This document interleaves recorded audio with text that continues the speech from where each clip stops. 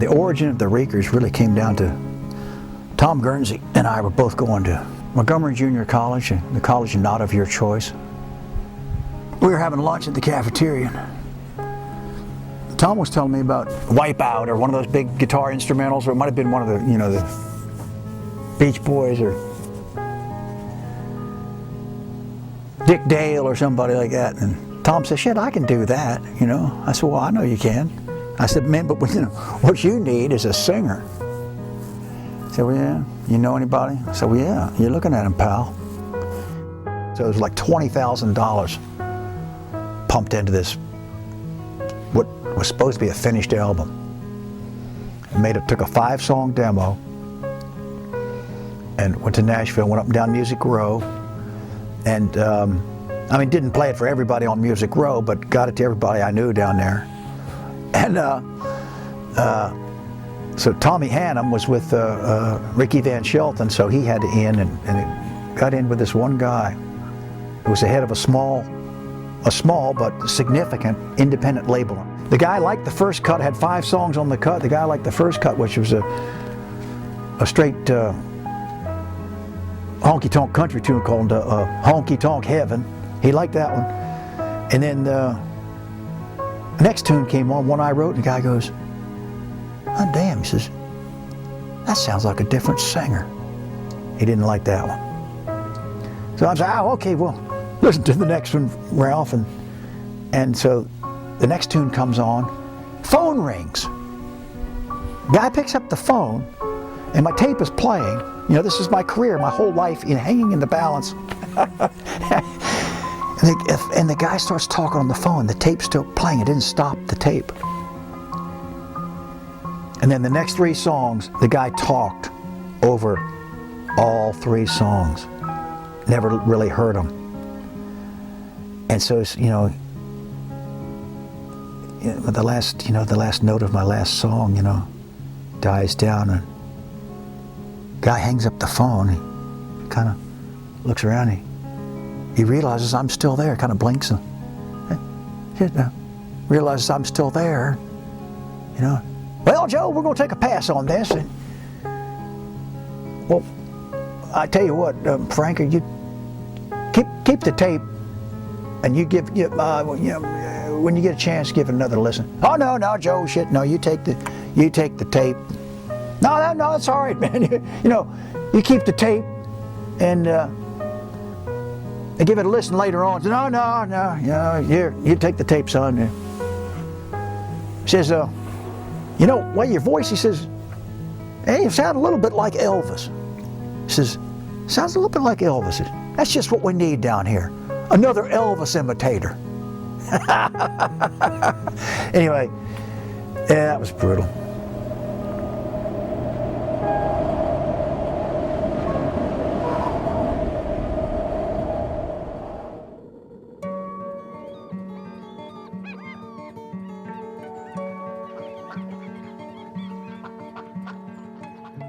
Every generation has a story.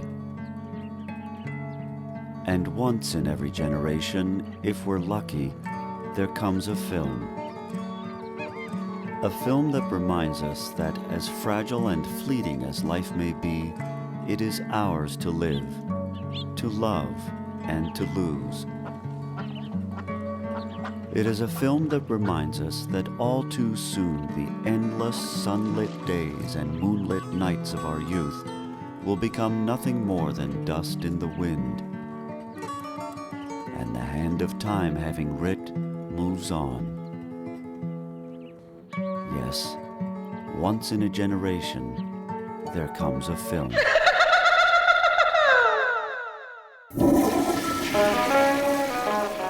Unfortunately, this is not that film. That's right. No Shame, No Gain Pictures, in association with HBO's straight-to-video films, is proud to present The Girl from California. From the tortured and tasteless mind of director Tim Guernsey, the man who brought us Don't You Have a Kitchen to Clean, Honey? You Called Us Dinner? The Summer of Tom, and I will handle the jokes, please, thank you, comes the soon-to-be semi-classic story of the legendary King of Cool, boy surfer, and pool hustler extraordinaire, Malcolm McCune. Yes, it's the story of Malcolm McCune and his torrid love affair with the Breakers, the Beach, and one bodacious babe, Shara Imacello, the girl from California.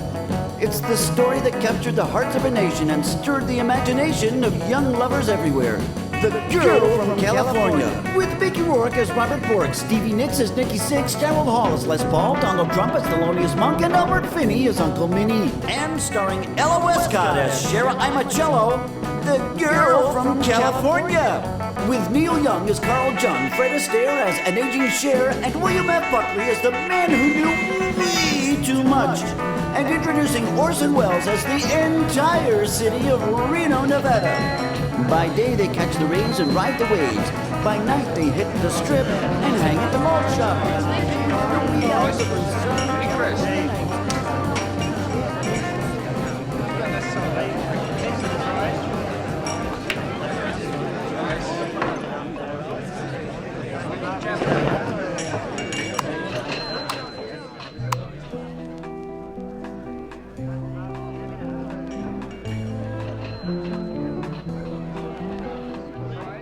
Okay, it's not a particularly complicated concept, I get it. A Spinal Tap style mockumentary, but with a real band. What was the name again of it? The Seekers? Not the Seekers, the Reekers? Whatever. One-hit wonder from the 60s. Let's assume you could even get the band back together again.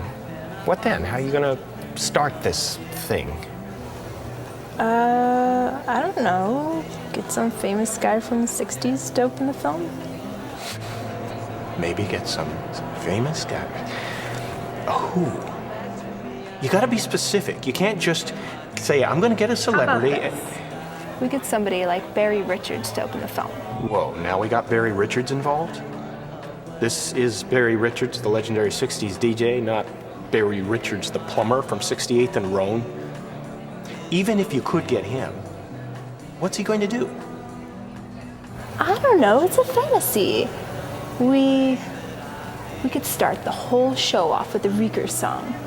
Have him on XM radio or something doing his DJ thing with that classic 60s banter of his. You know, totally over the top. I'm a bee, that's Will I Am, that's Fergie, and those are the P's. I'm BR, the Reezar, the world's most lovable, huggable disc jockey. Come on, can't you just see it? No, but I'm sure you can. Oh yeah, I can see it. Totally. I can totally see it. But you'll never know the way that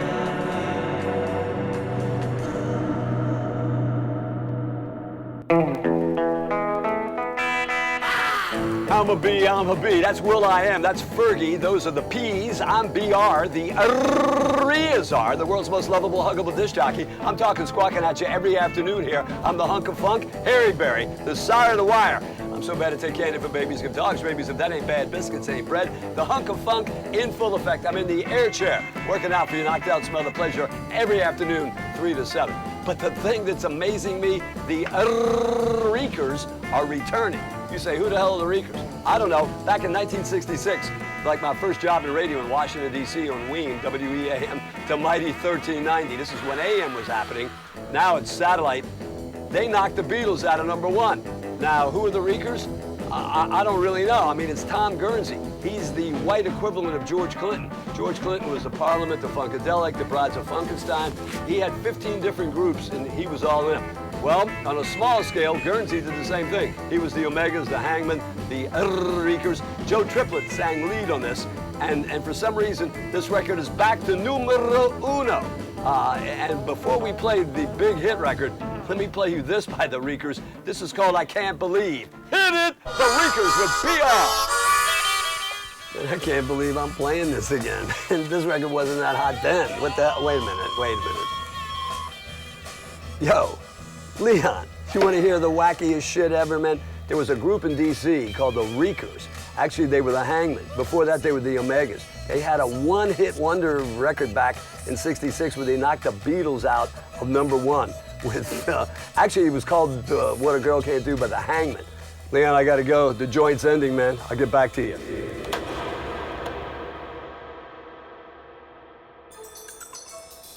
#1 again, all over the world.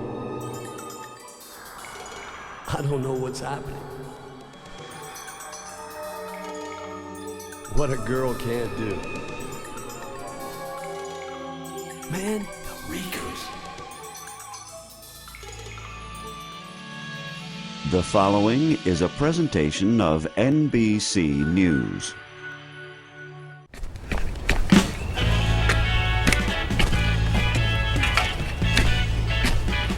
Oh, Big Bopper. You'll be a fine addition to the collection. Yeah. Oh, hello. We're here at the Rock and Roll Hall of Fame Cemetery in Cleveland, Ohio. And tonight we'll be examining the convoluted, unbelievable, and frankly boring story of the Reekers, the so-called garage band behind the commercially unsuccessful but critical smash song, What a Girl Can't Do. Why does this song, this band, persist? Why do bands from around the world continue to cover this song? We'll give you the answers. Here we go. One of the most important albums ever released. Ever. I'm really glad the Reekers are getting back together. They're one of the best bands that ever did collapse and re-emerge phoenix-like from the rockabilly ashes. From fans in England, bands in Australia, Sweden, America, rock critics, the band members themselves, will give you the answer. 98.7 KUPL, this is Locals Only. I'm B-Dub, and I feel a little bit privileged to have Tom Guernsey in tonight. You've got some experience. You might be able to give some advice to these youngsters that we normally have on the show. Yeah, part of it might be try a different career if you want to make money. Tell us about your experiences with the Reekers. I saw them at Woodstock, and I saw them at the Budokan, and I saw them at the Cavern Club. They were pretty awesome. They never played any of those places. Now, we saw the Reekers once. It was the most pathetic, out-of-tune train wreck I think we ever saw. That's the Reekers. And last, and frankly least, we will reveal the surprising story behind the soon-to-be-released unauthorized film about the Reekers, The Girl from California. You know, when I first read the script, I came up with 2 words. Get Tim Ellis. When Paramore approached me about playing the gunslinging guitar player in the film, I said, you got it. But that was only the tip of the iceberg. And finally, we'll try to answer the burning question, why is this man laughing?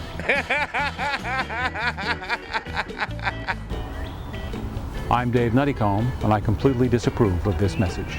We love you, Reekers!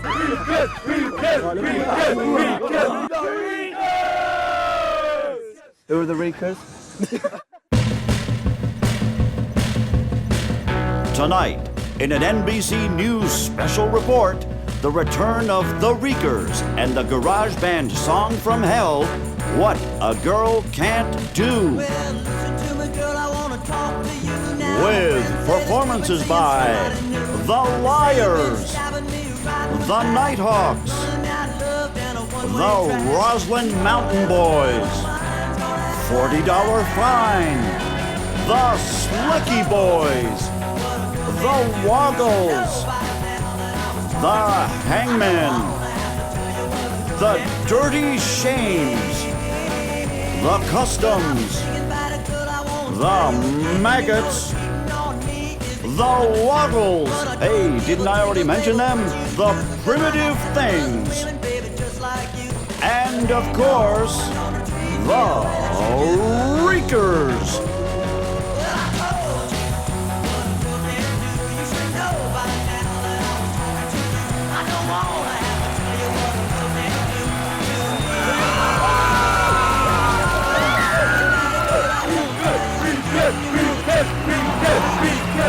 Let me in.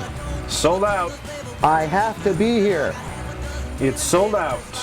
I'm in the band. Look, what part of sold out don't you understand? Bite me.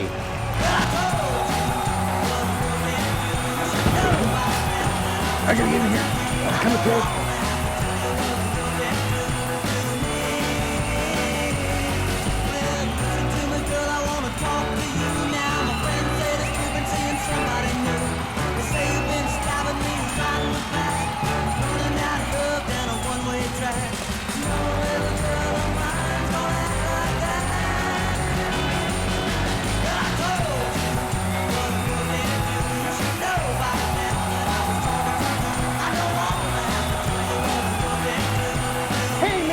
I think they're lip syncing. But I'm thinking about it, girl, I won't tell you again. You know the cheating on me is the ultimate sin.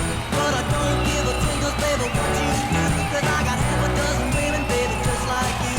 There ain't no woman gonna treat me the way that you do.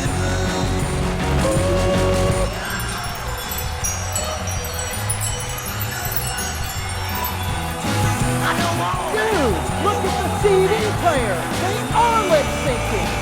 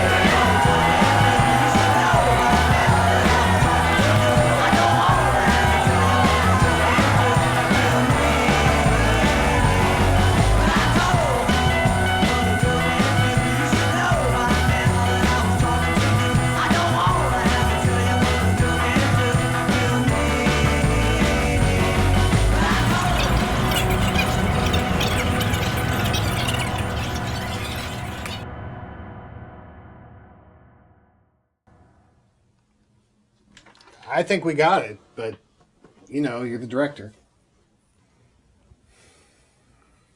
Well, it is funny, but I'm not sure we're getting the real story here. How so? I don't know. Well, look, man, it's 4 a.m. We've been at this 8 hours.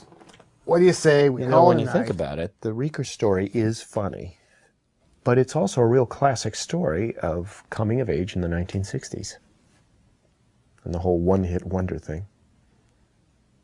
I mean, these guys had one hit, and then they spent the next 50 years trying to decide whether to live out the dream or face reality and get a job. And then there's the real story here. The story of Tim, the Reekers bass player, and Stella. What do you mean? Well, it's a little hard to explain. I mean, the Reekers were a great band and all, but it was the people that really made it what they were. And Tim and Stella were the spiritual center of the group. They met in high school in 1962. Same year the Reekers were formed. They got married a couple years later. And then, just like the Reekers, it was on again, off again for years afterward. Still married? Married for 50 years. Had a couple of kids and 5 grandkids. Well, I think. hell, man. I don't- Couple kids, bunch of grandkids. Sounds like rock and roll with a happy ending to me. Not exactly. You remember how I said that the relationship was always on again, off again? Yeah. Well, about 2 years ago, Stella and Tim split up again. And then Stella went home, and she hasn't talked to him since. Home? Where's home? Time is a funny thing. There's that golden moment, and you don't even see it when you're in it. When you're 18 or 19 and your whole life is ahead of you. Snap your fingers and suddenly 50 years have blown by and you're just another old guy who's trying to... I'm sorry, what were you saying? You said Stella went home. Where's home?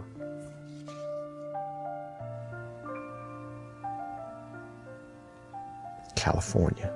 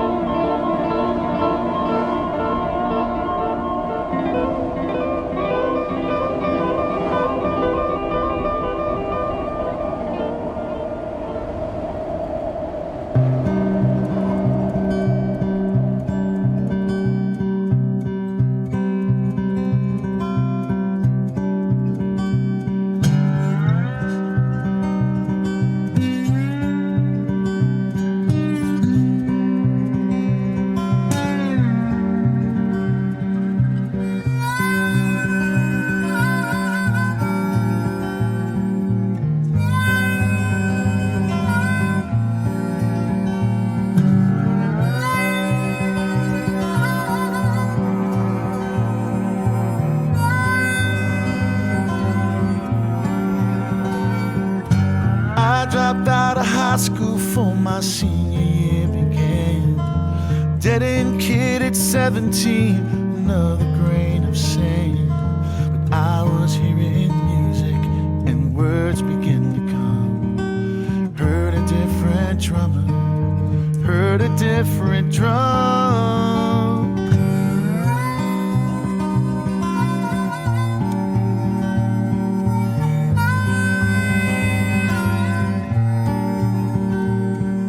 Drifted down the East Coast and then to Tennessee.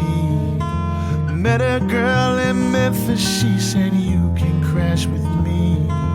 Got a job at Walmart working days but all night long. I was pulling double shifts, working on my songs. Now I see a fork in the road. Which way do I go? Dream on or face reality. Turn around 17, soon be 23.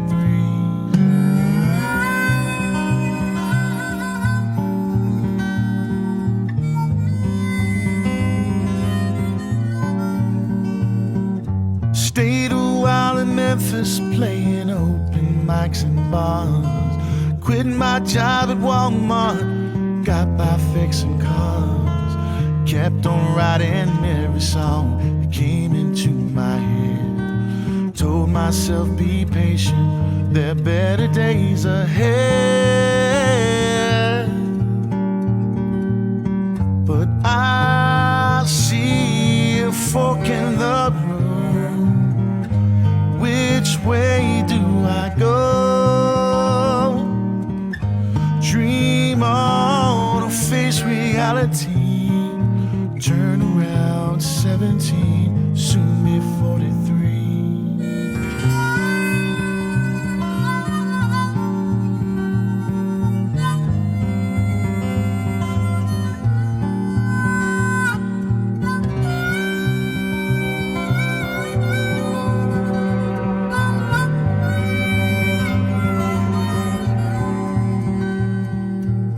yesterday I could sail. Never thought that I could fail. That's the way it was, but that was then. Easy then, so I thought, bought the dream and paid the cost. Still I'd probably do it all again.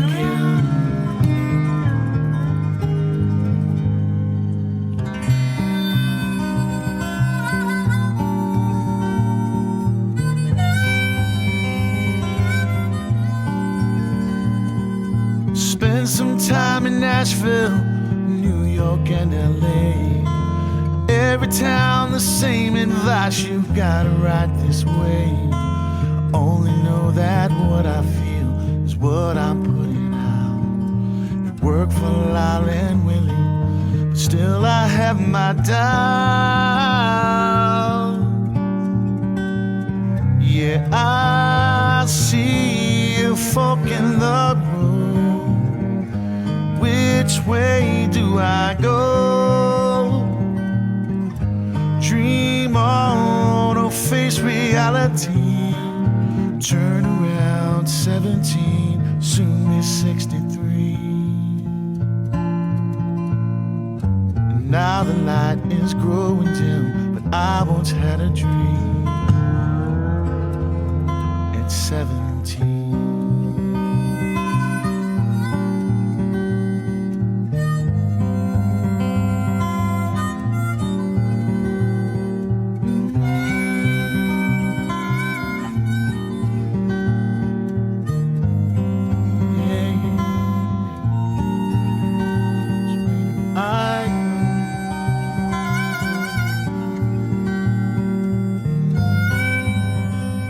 Time is a funny thing. There's that golden moment, and you don't even see it when you're in it.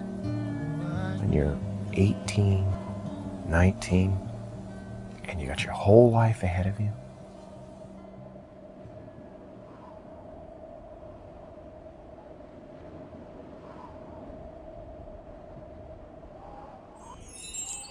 They say high school romance never last, but after all these years have passed,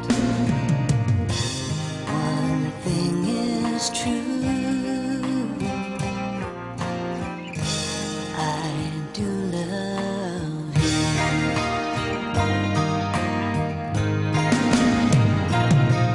At a high school, we got married, had a couple of kids. The American dream,